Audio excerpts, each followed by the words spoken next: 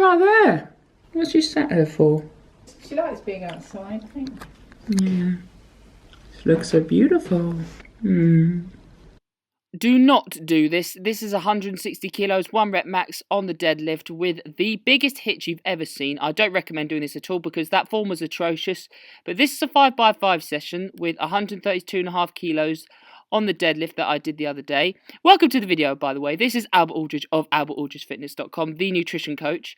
And with this, I need a little bit of recommendations from people because what I'm finding is that even with a very, very light weight, I find that it looks like that I'm losing tightness in my hamstrings and in my lower back, and it feels actually really good. But I'm finding even with 60 kilos that I have this kind of form.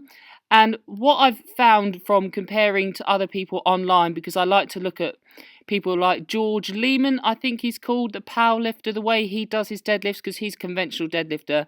Because generally these days powerlifters use a more sumo stance, but in CrossFit you have to use conventional a lot of the time and actually do a lot more touch and go work. But I'm really trying to improve on my strength.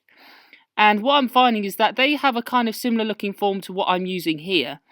And what I'm finding the common factor is between myself, George Lehman, other people like, I think, what's his name, Eddie Hall, like a strongman who uses the conventional deadlift as well, that we all have very long legs. I seem to have a very longer lower half compared to my upper half, so there's a lot more distance for the bar to travel, so there's a little bit more risk there when using conventional deadlift. So any of you who use conventional deadlift and also have long legs like me, I'd like to just, if you don't mind, just put a few recommendations or tips in the comment section below. Just here, I was doing 100 kilos touch and go because just to practice it for 1 sec, I will have to use this with CrossFit. But you saw that I was chatting to myself, and what I was finding that before I was approaching the bar, I was actually quite nervous to do. It was just a set of 10 reps touch and go with double overhand grip because I haven't done that before. And the reason that I was talking to myself is because I was saying, this weight is absolutely fine, you can easily handle it. But for some reason, because I'd never done something like this before, I was anxious going into the set. And then when you're anxious and nervous going into a set, that's going to put your mindset in, that's going to put you into the wrong state of mind anyway. So you've got to try and talk yourself out of it, get yourself back in the zone, and then think about that you're going to crush that weight, you're going to do so well in the set, and then you'll find that your mental focus improves and that you'll even find that the weight might feel a little bit lighter than if you were to have a bad mindset, if that makes sense. I do find in these commentaries sometimes my explanations might not make sense. I know what I'm trying to say and hopefully it's relaying to you guys. But after this, I did some hypertrophy work because as I said to you, bodybuilding is still a big part of my training routine. So I did, and obviously increased muscle mass will correlate with positively with increased strength and strength with muscle mass. So I should see good improvements over the next few years as I do more CrossFit in my style in my training. But what I'm finding, even at the moment, I weighed myself today and yesterday I was 74 kilos, and I'm finding I'm eating 4,000 to 4,100 calories a day and not being so worried about obviously I get my calories in, but I'm not being so worried about that. I'm really focusing on building strength in my training, and I'm finding my weight is going up. And I'm really looking forward to seeing the progress I make in the future, as in my aesthetics, as well as like the way I look, as well as my performance. And what I'm doing at the end of every session is that I'm trying to improve on a new lift that is required in CrossFit. So for example here, I'm really trying to work on my explosiveness in the snatch, and I thought I'd start off, like you see my snatch is so bad, but I'm really trying to get used to doing these movements by doing it every single day until I eventually ingrain that motor pattern. This is the first hurdle I've got to get through, and I can't wait to take you guys throughout this journey. It's going to be a long one, but until I get to that CrossFit Games final. Hello, do you know what? It's such a good feeling.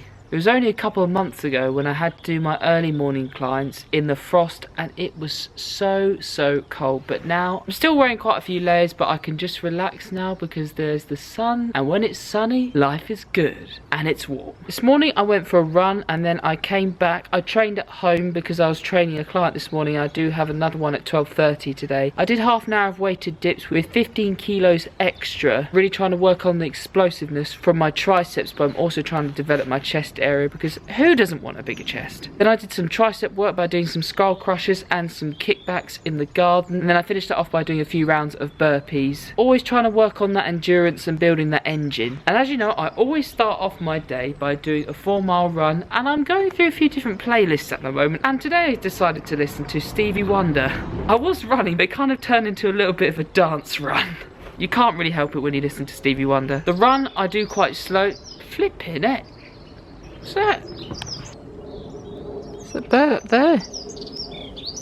My whole weight training session this morning took 75 minutes to do, but I'm going to do half an hour now of technique work to do with the snatch because I'm really trying to ingrain that motor pattern. I'm still planning on buying an Olympic barbell with a couple of bumper plates, probably 5 kilos, but I need to get used to using a proper barbell. And I will go over another video about when I'm going to join a CrossFit box, when I'm going to start doing competitions and things like that. But don't get me wrong, bodybuilding is still a big part of my training and powerlifting. Here's some of the stuff I was using this morning. We used a weight bench with my client. I was doing a little bit of sparring just here, and these fitness mats down here are really good if you want to progress with your depth on the squat. I've only got 12 here, but if you bought another 12 you could start off with 24 mats and then you could progressively take them away until you get all the way down and not even have to use mats on the squat. And at that point your ankle flexibility and your hamstring flexibility should be enough that you can go all the way down on the squat with a barbell on your back with no problems. I'm gonna get some music on now and let's start doing some technique work on the snatch.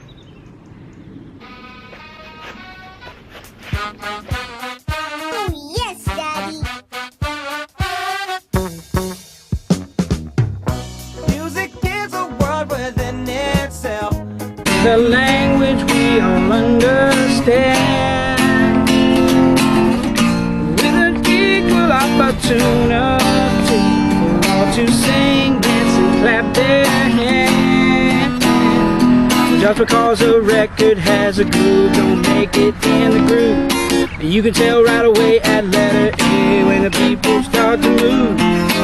Do excuse me for the dressing gown attire, but it's rather late. And I wanted to end off the video by telling you guys about a study I read to do with becoming an expert in a sport. I'm talking like Usain Bolt level in the 100 meters, and how long it takes to get there for just an average Joe. I looked at this paper by North published in 2012 called An Overview and Critique of the 10,000 Hours Rule and Theory of Deliberate Practice. I'll put a link to the paper in the description below so you can have a look at it yourself, but here's a brief overview about what it said. In the conclusion section, it stated that 10,000 hours isn't necessarily true in order to become an expert at a skill. Like, for example, you've got to review the quality of the 10,000 hours. And there are many other factors that influence you becoming an expert too. There are hereditary factors. This means whether your parents have passed down genes that mean you're more likely to be a better sprinter, for example. If you're the son of Usain Bolt, it's likely you're going to be a pretty good sprinter. Environmental factors also plays a part. Say there are two people, one person has an opportunity to go to a leisure centre every single day, use a gym, use a track. They can improve on their strength, their speed, their reaction time, and they're allowed to do this every day because they're able to go to this leisure centre. They have the transport to get there, they have the money to pay for the facilities, but then the other person comes from a much more poor background. They can't afford a coach, they can't afford training equipment. All they have is a path out on their street they can practice with. The person who can afford the coach, can afford to go to the track, can afford to go to the gym, is more likely to become an expert in sprinting. The range of practices experience can really influence whether somebody becomes an expert. Say if you get two 15-year-olds who decide to become sprinters. One 15-year-old has been completely sedentary all his life and has today decided to become a sprinter. But then the other individual who's decided they want to become a world-class sprinter, before they've been involved in lots of running sports, they've done a bit of cross-country, a bit of athletics, they're going to be in a better position than the person who's been sedentary all their life, because they will have had more practice at running already. So it may not necessarily take them 10,000 hours. And another general point was practice experience will vary between individuals. So one person may benefit from doing a lot more strength training rather than track work, whereas another individual might have to do a lot more track work, less strength training, and perhaps their overall volume of training may be a lot less than the other individual, but they'll still develop quicker. It really depends on the person. However, the conclusion also stated that the quantity of training does play a big factor into whether somebody becomes an expert at a given sport, the amount of hours and time and effort you put in, whether the training and practice that the individual does is orientated around their goals, and whether the training is focused on the individual's weaknesses and building the weaknesses up so the individual is more likely to become a better athlete in the sport they've chosen. Basically, for me to become a CrossFit champion, I've got to do a lot of trial and error with my training to see what type of training best suits me. I need to make sure the training is specific to CrossFit, and I need to put the time, effort and hours in. If you personally find yourself you get a little bit overwhelmed from time to time about the amount of effort you need to put in order to progress, just take a step back and look back at where you've come from. Like for example, on my Instagram the other day, I showed this 2-year transformation. It showed me going from 50% body fat to 10% body fat in 2017, but also how I've managed to maintain my strength whilst losing body fat. By the way, my job alongside my sport and nutrition studies is being an online nutrition coach. I help many people internationally and I'd love to help you today. Just send me an email if you're interested by using the email in the description below. Thanks again for checking in, guys. I'll see you in the next vlog.